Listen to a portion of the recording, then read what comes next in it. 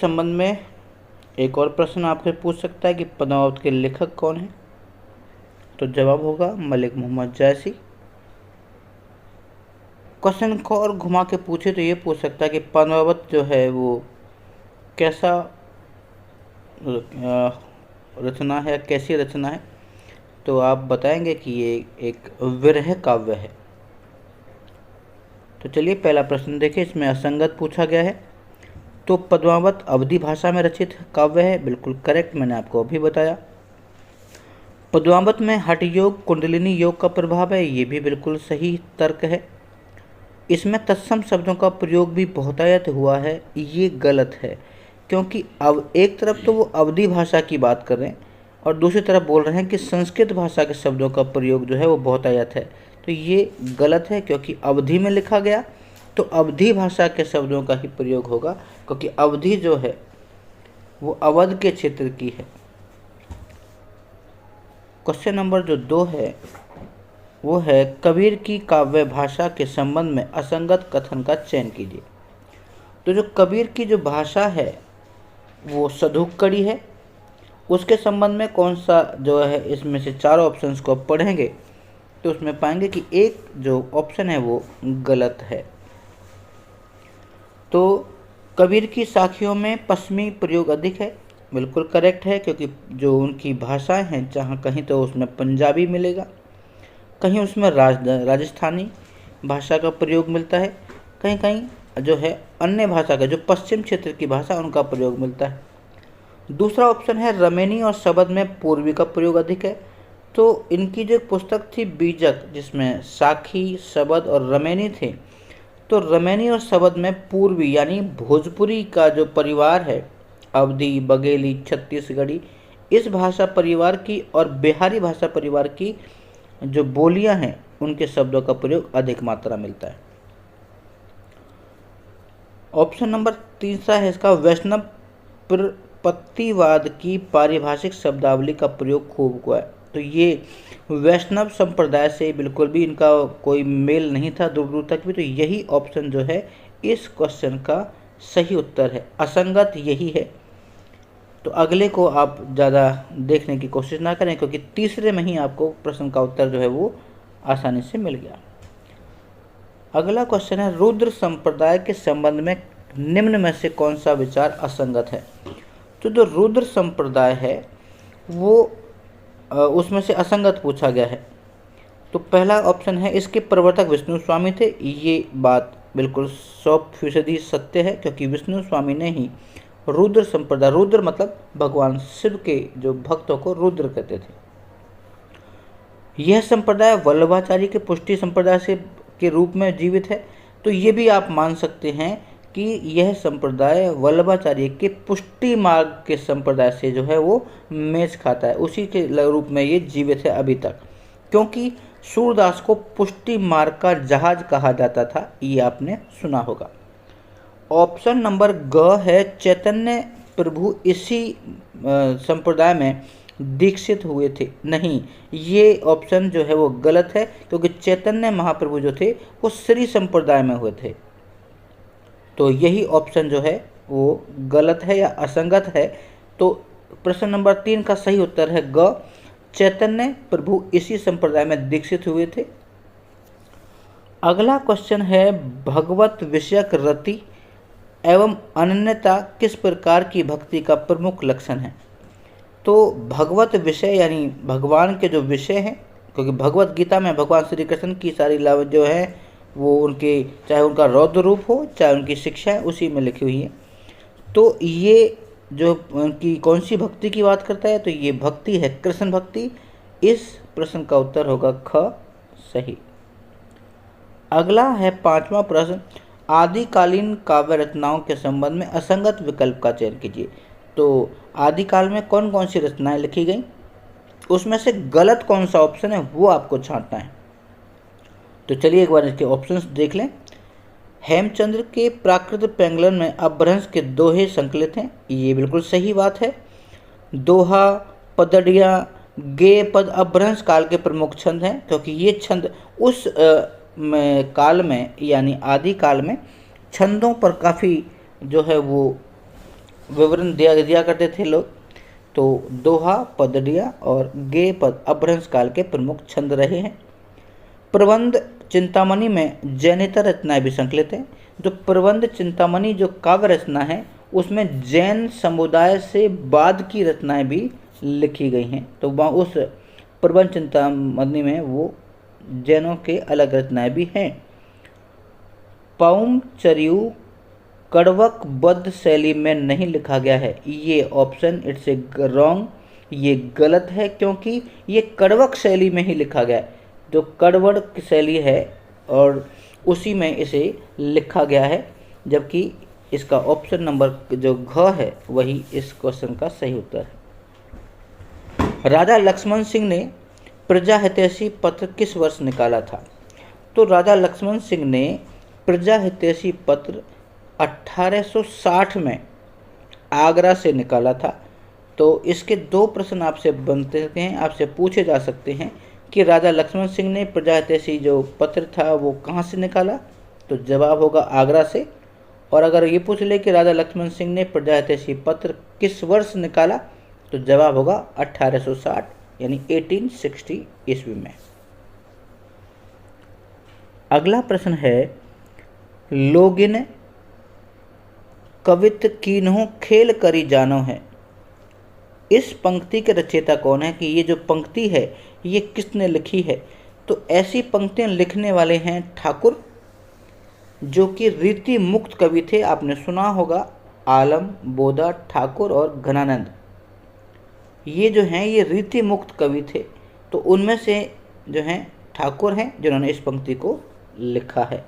तो आंसर होगा ग, ठाकुर सही। शब्दार्थौ सहितौ काव्यम गद्यम पदंच तदद विद्या, यह कथन किस आचार्य का है?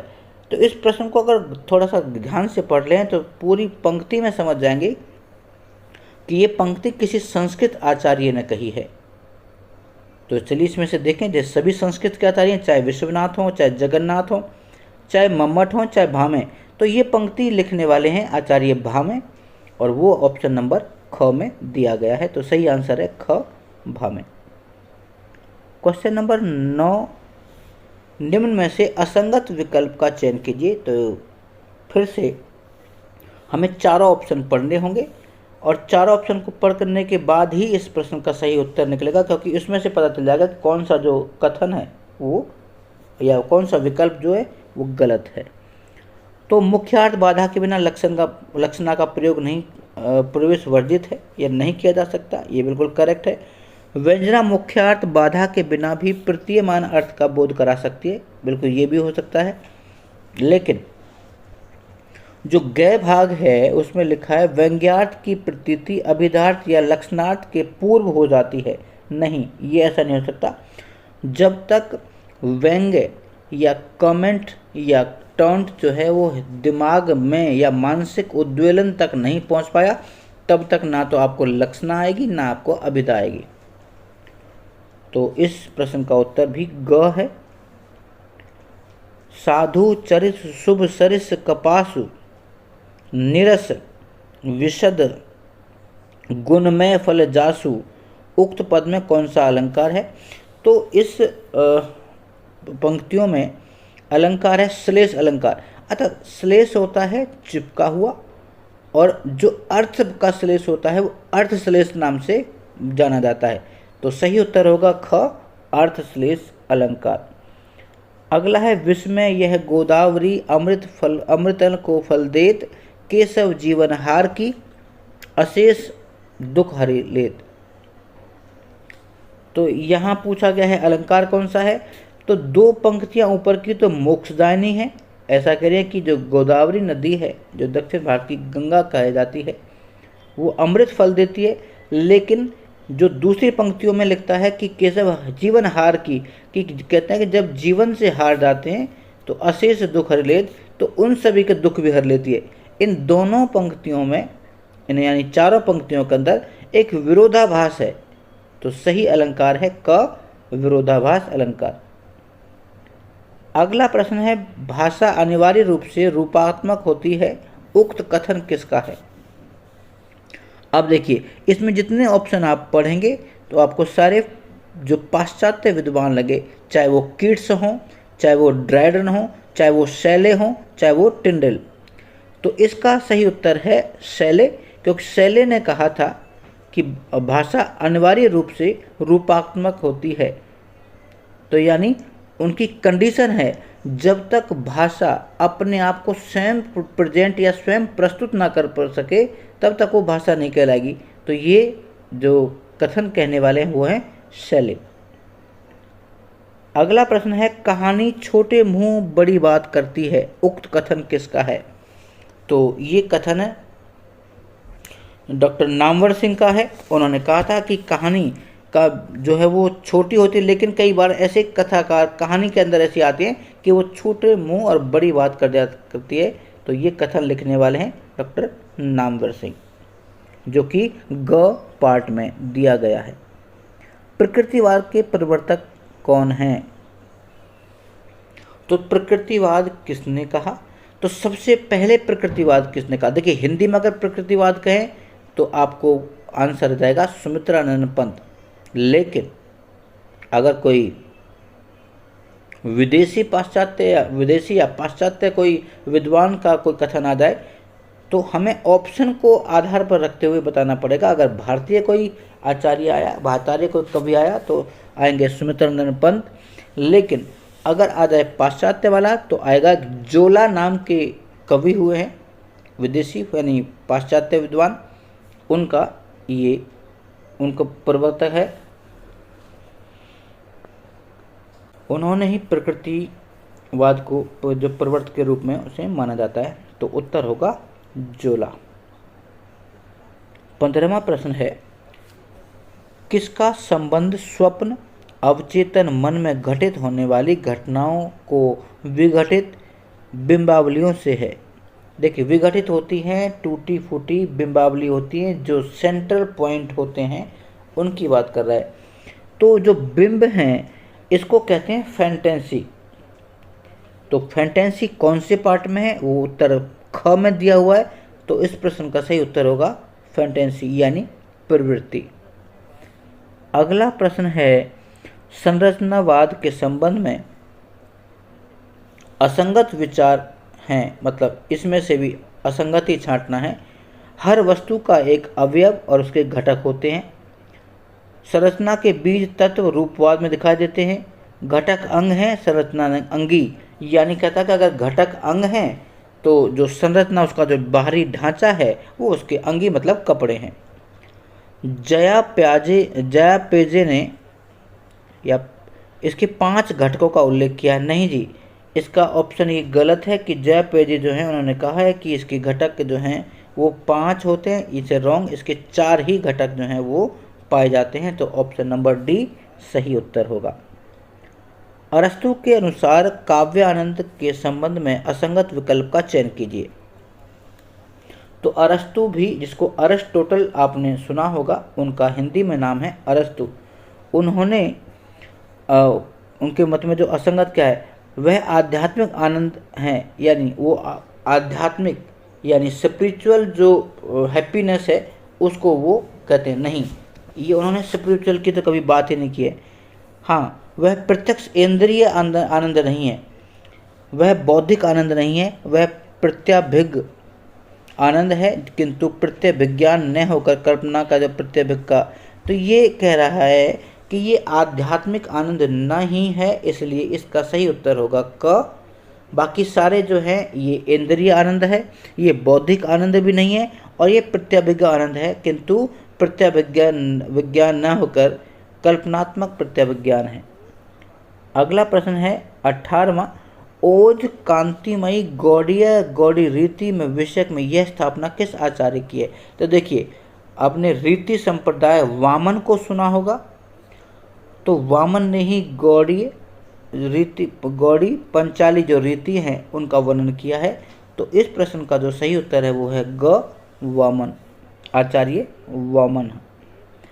19वां प्रश्न है, एत एव विपयस्ता गुणः काव्येषु कीर्तितः गुण विषयक उक्त मत किस आचार्य का है?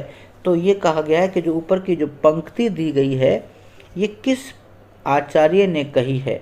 तो इसके पंक्ति को कहने वाले जो हैं आचार्य भरत मुनि हैं। तो देखें कौन से ऑप्शन में, ऑप्शन नंबर क में भरत मुनि दिया हुआ है और वही इस प्रश्न का सही उत्तर भी है। अगला प्रश्न देखें, एते वैदर्भ मार्गस्य प्राणः 10 गुणः स्मृता, उक्त मत किस आचार्य का है। तो ये फिर से वही संस्कृत की उक्ति आ गई है। तो जो स्वाभाविक है संस्कृत के ही सारे ऑप्शन में मिलेंगे। तो इसने ये वामन, क्योंकि इन्होंने भी वैदर्भी, गौड़ीय, वैदर्भी और पांचाली 3 रीतियों की बात की है, तो ये वैदर्भिक मार्ग की बात कर रहा है। तो ये इसका भी आंसर होगा आचार्य वामन, जो कि ख पाठ में दिया हुआ है। आलो आंधारी नामक आत्मकथांश किसकी रचना है। तो आलो आंधारी जो है वो बेबी हालदार की रचना है, जो कि 10th क्लास कोर्स ए में जो है वो संकलित अध्याय है। अगला प्रश्न है 22वां, भक्ति आंदोलन के पूर्व सबसे शक्तिशाली धार्मिक आंदोलन गोरखनाथ का योग मार्ग ही था, उक्त कथन किसका है। तो उक्त कथन जो है इन चारों ऑप्शन में से आचार्य हजारी प्रसाद द्विवेदी जी का है, जो कि हमारे घ पार्ट में दिया हुआ है। तो घ जो उत्तर है इसी प्रश्न का सही उत्तर आचार्य हजारी प्रसाद द्विवेदी। तो दोस्तों ये थे हमारे वो 22 महत्वपूर्ण प्रश्न जो आने वाले एस्टेट की परीक्षा के लिए बहुत ही आवश्यक, बहुत ही महत्वपूर्ण है। और उम्मीद करते हैं कि आप हमारे इस प्रयास से काफ़ी लाभान्वित हो रहे होंगे, क्योंकि हमारी इच्छा है कि यदि हमारे प्रयास से किसी की भी परीक्षा क्रैक हो जाए या कोई भी किसी को टेस्ट को क्रैक कर देंगे तो हमें बहुत खुशी होगी कि हमारे द्वारा किया गया कार्य जो है वो सफलता हो गया है। तो चलिए मिलते हैं जल्दी एक नई वीडियो के साथ, तब तक के लिए